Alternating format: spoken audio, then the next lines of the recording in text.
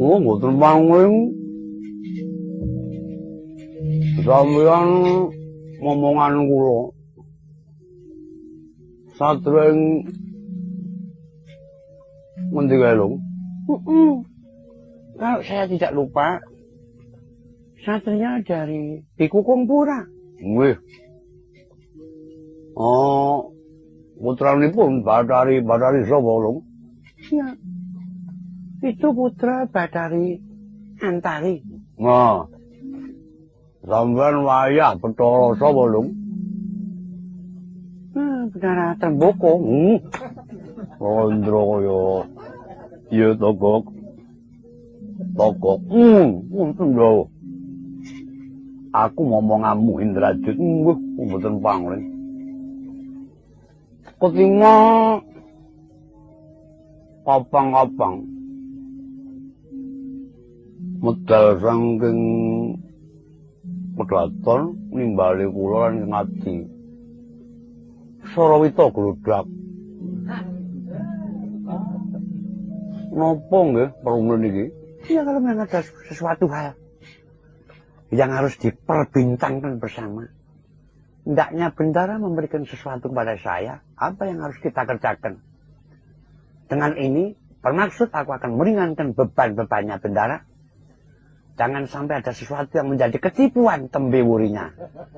Ora nang basa kaya ngono kuwi. Pokok. Kanjeng Rama Dewadji dina iki dengan andang prihatin.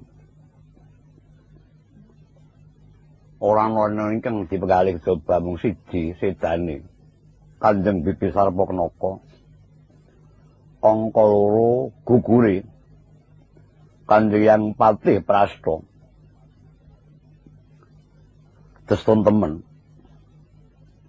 Nganti Wantala Paman Gunawan nyumurupi pati ning seduluran sedaning mebundhet.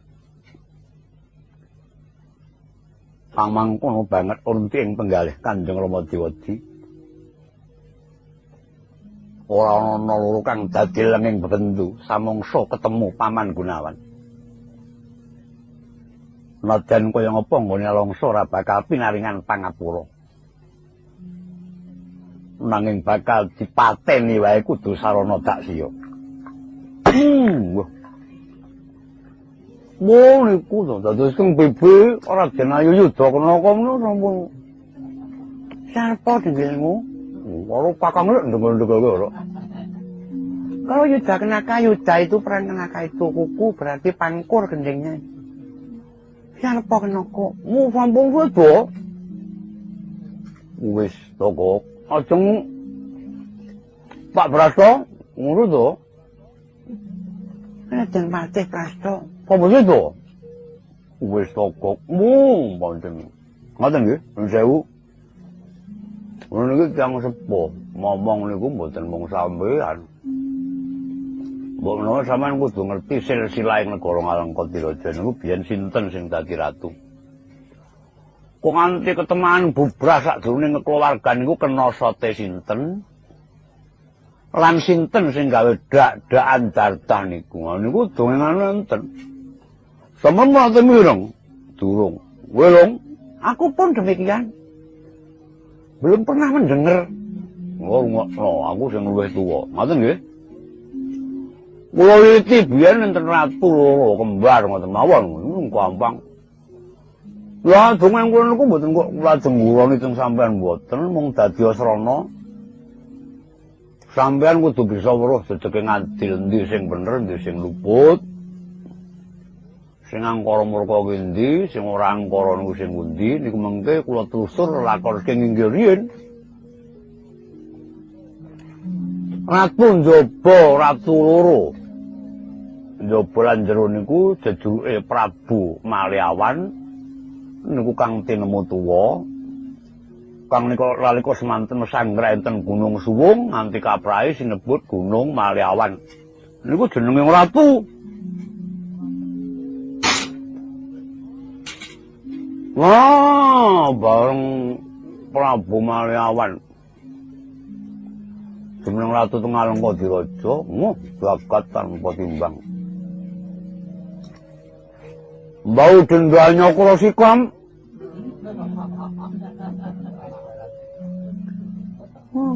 Jabang bayi Anyakrawarti. Dhewe ora dikes ngono. Wong niku carane gentenan. Yen sing dadi ratu Prabu Malyawan adine jenenge Prabu Sumali raja niku dadi patihe. Niku tuwa Prabu Malyawan kalih Prabu Sumali raja.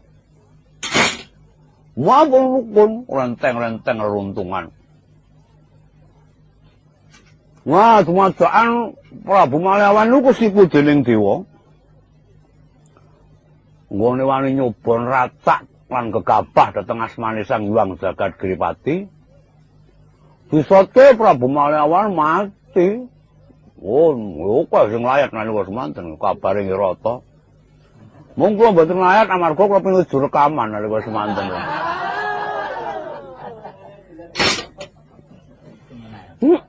Wis menengo wae. Wampun gua. Niku yen miturut silsilah mesine sing kudu dadi Ratu Tengalengka Diraja niku putraning Prabu Malyawan. Satriya Argulubang jenenge Raden Jambu Mangli. Niku wujute nggih raksasa. Wah, dibayari luwih-luwih. Sing latah mendhat dina Ramuruk.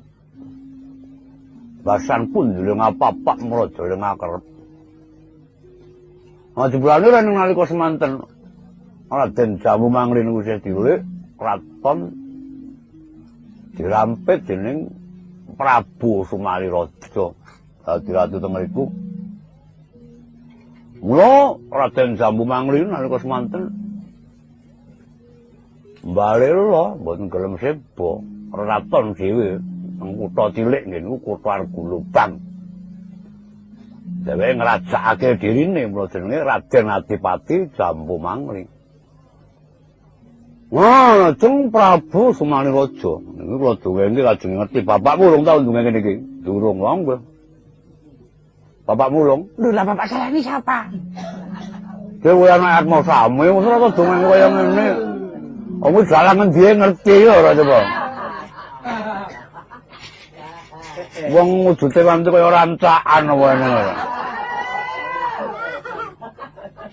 Memang kok, memang. Wah. Aniku Prabu Sumali Raja niku peputra kalih cacah niki. Ipun. Ana tembang rak tiba ulu niki. Bareng peputra loro sing tuwa niku wadon jenenge Dewi Sukesi. Sing enom lanang jenenge Raden Sukesa niku gedene Gedana. Kula mbiyen sing ngruwat. Malah seperti ditedoreng genep niku lho. Cik, lho wong nekat wae.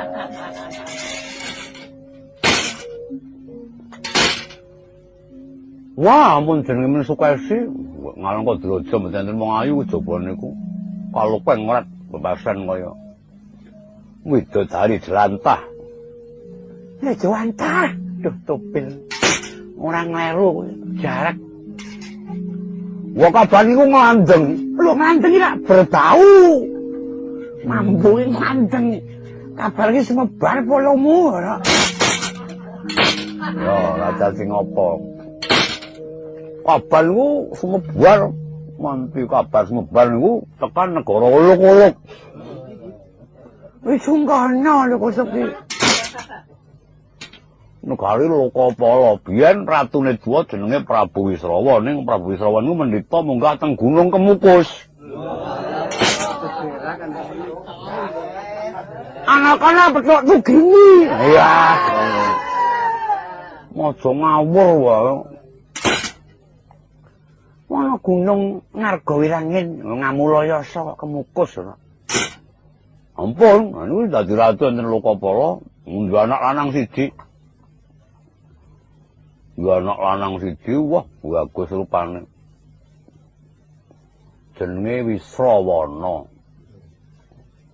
Wisrawana bareng dadi ratu ajejuluk Prabu Danapati. Ya Prabu Danaraja wah niku jagat tanpa timbang. Nganti kaya Indra ngejawantah. Cara Indra. Wampun, walka nglandung. Lah niki sing dongeng sak nyatane, wampun diwalik kabare niku. Nuju sawijining dina Prabu Danapati niku tedhak numpak reta. Wah, ling-iring men wadya pinten-pinten ewu kabeh numpak gajah. Dipayungi seret jenar sumorot. Ah niku kocap baleni jejer ngalengka malih niki. Prabu Sumaliraja niku anak wedok siji duja sak karepe. Dolan tekane wengi ya diteke mawon anak siji. Cawedok kancane lanang-lanang ora apa-apa, anak wedok siji nak rewel aku ndak kudur. Niku mabur digendong pake niku mabur. Saged mabur niku jane pernae pengeyang bulet niku. Bareng mabur kula enten cah bagus numpak reta niku klenger tele-tele niku. Wah, cah bagus kaya ngono kuwi ndak anune. Lho ndah lelewane, ndah slagane, ndah carane.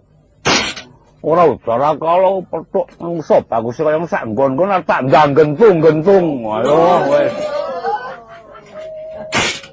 Ampun wis tangan engko diraja. Kelampan sakit pocong muyung. Ora nggo pocong dengkelmu. Anandang muyung wewayangan kang kaesi. Wah, pun wong wedok ajeng lakoke sarung mboten menika niku jane nggih setengah modar tenan niku. Bedane wong lanang kali wong wedok. Wong lanang niku gandrung rada sukar sithik, rada akal ora pati sarung. Wong wedok kaya tempaling niku sini-sini. Mudane lakon niku abot wong wedok katimbang wong lanang. Wong lanang bisa ngawur. Wong wedok wah diroko. Arep nakok arep nglamar isin wong wedok ora nglamar jane atine nurontang-ranting. Kuwi kaya ngoten niku rasane wong wedok sing kulino gandrung kaya ngoten, ajek rontang-ranting. Kudune suwu wae ora. Kuwi kabar kae diladeni wedang kae ngono suar ngamuk. Muni-muni sak nggon-nggon. Dulati petang, wah pun. Ampun sesuk ajeng nakoki wedi kae padaya. Ngundang Bu Wirasayem. Siapa itu? Pasang Giri Patemboyo kalau. Oh, Sayembara kok. Sapa wong sing bisa mbabarake sastra Jendrayuningrat. Pangwating dhewe ya kuwi sawijining priya kang bakal tak suwitani niki ngoten. Mesti kemawon nggih kemurubut niku sing sepapang. Lajeng sago negeske. Oh, batu-batu. Mak kelutut. Sing sepaplang. Lajeng negeske sastra Jendrayuningrat, sastra sentun Rajegos. Wah kabar niku krungu kene kala luka para lanu. Prabu Danaraja nyuwun teng bapakne jenenge Wisrawa. Lho kandung kali nika Pak manglamar apa maputa ngoten. Pitukane siji kudu bisa nyampal paukanane. Sabu mangli loro kudu bisa mbabarake sastra Jendrayuningrat. Kemadaan sing mriku ngene kursi Wisrawa niku. Ah bisa ora ngoten. Bareng bisa nulali yen dikongkon anak. Muga apa biyen apa saiki ya nang ya sing kaya ngono anggere gandrung karo anak do lali ngono iki jane. Saiki eneng ra ya kaya ngono iki kira-kira. Mugane ya dadi satru ning jagat tenan. Lho, ya kalebu aku barang iki ra ngono to. Mulai yen dikongkon ngono, sukesi kok pek dhewe ora. Jak mulai teng Kediri. Mbok jajal mang ngomong tak banteng ping 28 kowe remuk ping 33. Wong mesti kemawon Prabu Danapati ngene suwah bapak lu kaya ngono ya. Arep wani bapak lu ora wani ora. Ngono ku agak sejarahe pun teng Jrempah kaya ngoten niku. Ah mesti mawon nggo dewa niku sembung lebetke teng Prabu Darapati dene kok wani teng anak. Ning kawan Wisrawa nggih nampa sating dewa. Lemong kanepsanmu kaya ngono besok anakmu kuwi pisan pindho ping 3 urung bejaji wonten Slewo nika. Pisan metu buta ping pindho berdua ping 3 ra seksi. Bareng permetobat tenan nyuwun pangapura lagi anak bagus niku pamanku Gunawan. Wah, sak sedane kengiyang Semani Raja Kang Rama nu wayah pernah sing dadi ratu. Ampun iki Bu, acak-acakan mon bener aku bener kowe. Monggo kuwi bukan Wisrawa aku negara ngaran Kodiraja kuwi dienggo mukti turun-turunku dadi wajaning kerukunan ora kok dadi wajaning pasulayan. Padha kawulana wong rukun niku santosa yen trah kae bubalarak tenan. Wong ora iso nelukke kaendran boyong mitiwiri niku kurang apa? No? Apa kuwi? Anak dewa wedok kaya apa? Wah, napa iki? Meri. Udah cari kok meri. Apa mboten nate mboten mesti kanen doan mau dewe nang Rama kok kuat. Mabur gunung Rewata kepethuk Sri Methuk Gandrung anu Pethuk Sri Widawati Gandrung. Nganti doyak-oyak lah kaya ngoten niku kedadiane manjalma teng Kang Sinta jarene gotek. Nganti korban katon ngalang Kodiraja diobong dening Anoman biyen niku. Wah, mumpung sing ora melu kentang muleng lakon kula warga kasempyok ngarat dan sing bener padha keblinger, sing becik padha budik, sing jujur dadi lebur. Marga kesempyok dening ngangkara murkane bapakmu niku sinuwun Prabu Sadamuka. Dasang. Nganti kedadian kaya sing pun ditindakake niku lah bibimu sedo, yangmu sedo, mboten kepenak niku kelingan teng paman. Raden Kumbakanu lan iki kersane pripun? Ana kepareng penggalih Kanjeng Rama Dewadi. Aku ingkang tinanggenah swaning panglebur kangsa. Amboyomi paman Kumbakanu tinimbalan kudu swaning ngarsane Kanjeng Rama Dewadi. Wah, ngono kuwi ngulung paman panglebur kangsa. Sampun kepareng ngamangsah dhuwit, wah mboten ngantos mangkesak kedheping netra. Rewanda niku badhe lebur. Sing ngono togok milung ayo padha nderek olah kuku saka